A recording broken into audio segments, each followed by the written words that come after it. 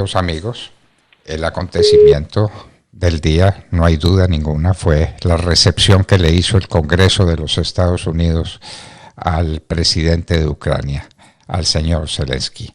Estamos con un grande consultor nuestro, asesor de buena voluntad, el profesor de Estudios Estratégicos e Internacionales y consultor de Seguridad y Defensa, Román Ortiz. Profesor Román Ortiz, muy buenos días. Hola, buenos días, doctor Londoño, ¿cómo está? Pues yo admirado de lo que pasó en el Congreso de los Estados Unidos. ¿Qué significa eso dentro del contexto de la invasión de Rusia a Ucrania? Lo que significa es que los Estados Unidos van a mantener el apoyo con toda seguridad durante el próximo año a Ucrania, lo cual es fundamental para que Ucrania pueda sostener el esfuerzo de guerra. Yo creo que hay temores, y temores de alguna manera bien fundados, con que un sector del Partido Republicano, ese sector más cercano a Donald Trump, esté, digamos, cada vez más opuesto a que continúe el respaldo militar y sobre todo económico a Ucrania.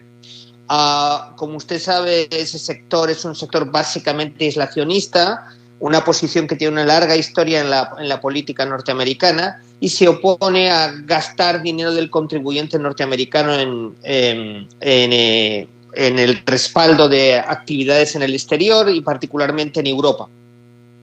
Y en la medida en que hay un número de congresistas en la Cámara de Representantes de los Estados Unidos que llegan ahora, que han sido recién reelectos en las pasadas elecciones y que representan esas posiciones, había un temor de que el respaldo, que hasta ahora ha sido prácticamente unánime en favor de Ucrania, se debilite. Yo creo que el discurso de Zelensky, la presencia de Zelensky en Washington, despeja los temores de que ese sector vaya a ganar un peso importante en los próximos tiempos dentro del Congreso. Es cierto que probablemente disminuye el número de congresistas republicanos que están en respaldo del apoyo militar a Ucrania, pero aún así este apoyo militar va a ser sólidamente bipartidista. De acuerdo con eso, yo creo que ha sido un éxito la visita de Zelensky, que además se devuelve a Kyiv, a Ucrania, con el compromiso de que los Estados Unidos va a entregarle misiles Patriot, un sistema de defensa antiaérea de largo alcance que va a ser fundamental para frenar los bombardeos contra la infraestructura civil ucraniana que está desarrollando Vladimir Putin y las Fuerzas Armadas rusas, ¿verdad? Bien, profesor, pero lo que uno veía en las imágenes que nos transmitieron ayer era un respaldo prácticamente unánime y clamoroso a Zelensky y a lo que está haciendo Zelensky, que es manteniendo viva a Ucrania en medio de semejante embestida de los rusos por misiles, porque ha tenido muchos desastres con sus ejércitos de tierra. Los ucranianos han resultado más fuertes y sobre todo más convencidos y más decididos a mantener su libertad que lo que están los rusos en una guerra que no comprende. El ruso medio, el recluta, la persona corriente de Rusia se pregunta: ¿y por qué la invasión? ¿Usted no cree que haya un problema de opinión pública serio en Rusia, de gente preguntándose por qué y para qué es esa invasión? Bueno, yo creo que ese problema es claro y es evidente en lo que tiene que ver con las élites educadas rusas, con lo que podríamos denominar como las clases medias, los sectores intelectuales, digamos, los sectores sociales políticamente informados de Rusia. Mayoritariamente, de una manera abrumadora, están contra la guerra. Yo creo que hay sectores de la población rusa que han sido intoxicados durante tanto tiempo por el control absoluto que tiene Putin y el régimen y su régimen de los medios de comunicación en Rusia, que todavía hay un sector significativo de la población que respalda la guerra. Y yo creo que ese es uno de los problemas críticos que existe en este momento.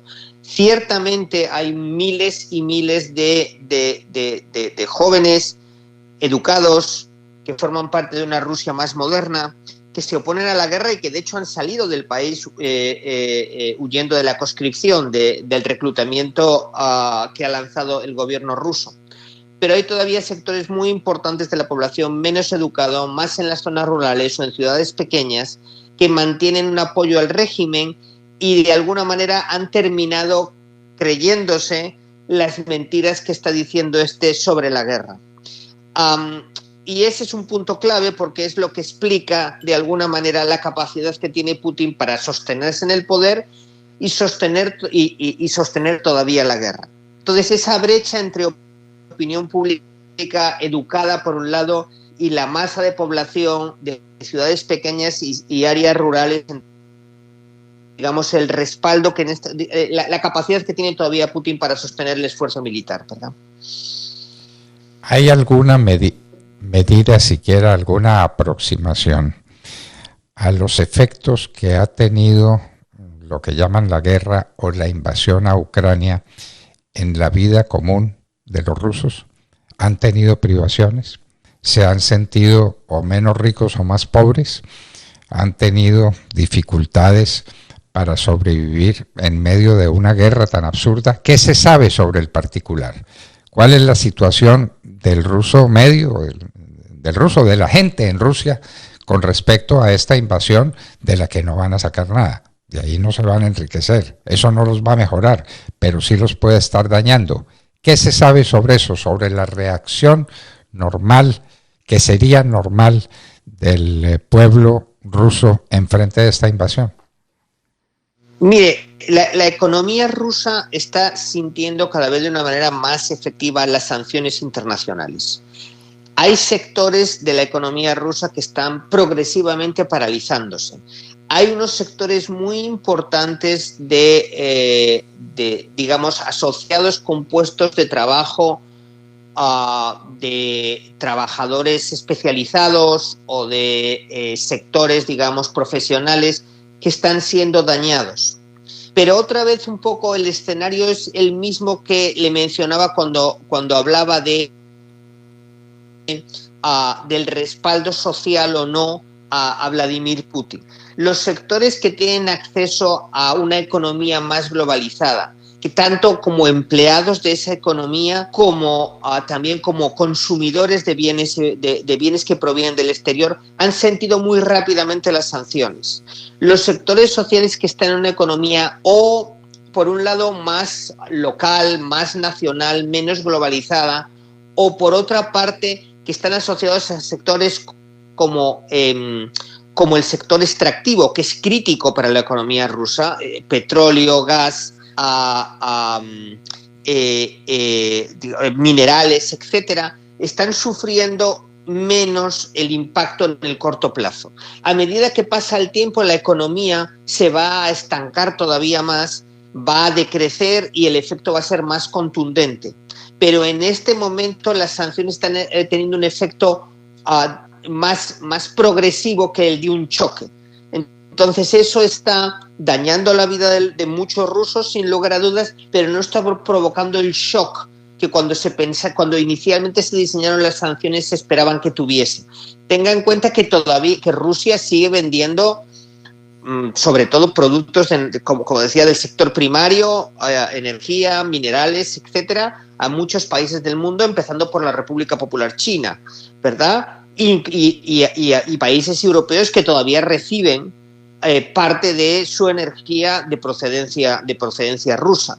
Entonces, el daño está ahí, el daño está creciendo, pero no podemos hablar todavía de un desmoronamiento de la economía rusa y, en consecuencia, sus efectos políticos todavía no se sienten como se espera que se sientan progresivamente.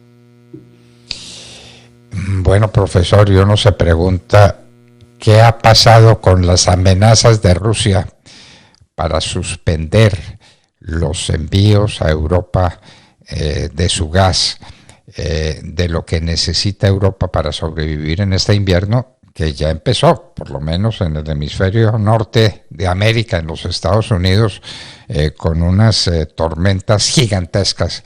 El invierno ya empezó. Putin efectivamente está cortando el suministro del gas, o hasta ahora todo han sido amenazas. ¿Qué ha pasado en ese terreno? En el terreno específico del gas, Putin ha cortado la inmensa mayoría del suministro de gas a Europa.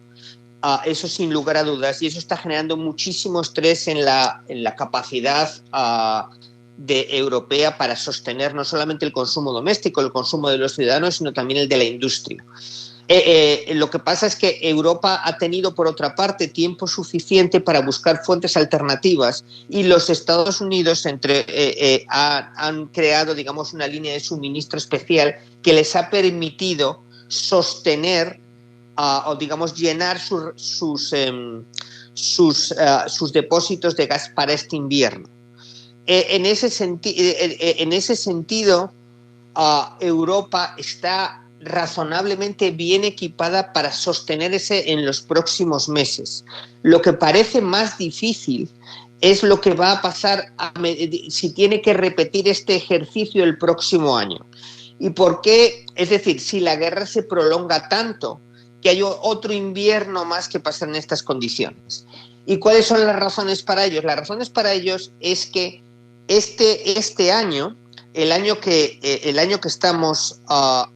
estamos terminando, Europa no tuvo que sostenerse sin el gas ruso durante el año completo, sino que los meses de invierno del 2022 fueron años en los que todavía recibía una cantidad normal de gas ruso, y el corte del gas ruso además no se produjo de manera inmediata, sino que se prolongó meses durante este año. El próximo año, si se tiene que seguir sin recibir gas ruso, la situación va a ser más difícil, porque va a haber que cubrir completamente al 100% la falta de gas proveniente de Moscú.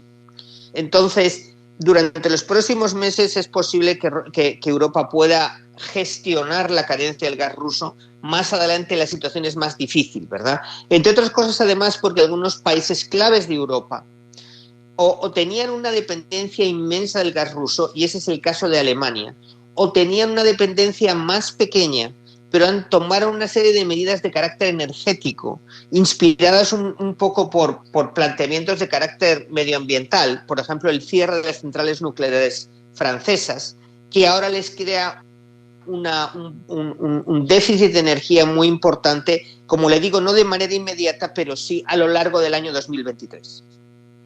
Bueno, esperemos que esto no se prolongue, profesor, porque esto es una tortura para Rusia, para Ucrania ni se diga, y para los países europeos también. Bueno, profesor Román Ortiz, muchísimas gracias por acompañarnos en la hora de la verdad. Muchas gracias a ustedes por la invitación, como siempre, y ya saben dónde me tiene, doctor Don Londoño, como siempre. Y lo buscaremos. Muchas Román gracias. Ortiz, gran profesor de estudios estratégicos e internacionales y consultor de seguridad y defensa, nos hablaba de la guerra en Ucrania. Si esto se prolonga, claro, sus efectos serán más deletéreos, serán más duros para los rusos y para la propia Europa. Parece que este invierno lo pueden pasar bien, que tienen suficiente suministro de gas, de energía, para cubrirse en este invierno que ya empezó. Estamos al punto en que ya llega el solsticio, es decir, no hay duda ninguna de que el problema es un problema que crece, es un problema que se agiganta, es un problema terrible el que suscita la invasión de Rusia a Ucrania. El profesor Román Ortiz nos daba su parecer sobre este particular. Ya regresamos. 6 de la mañana, 59 minutos.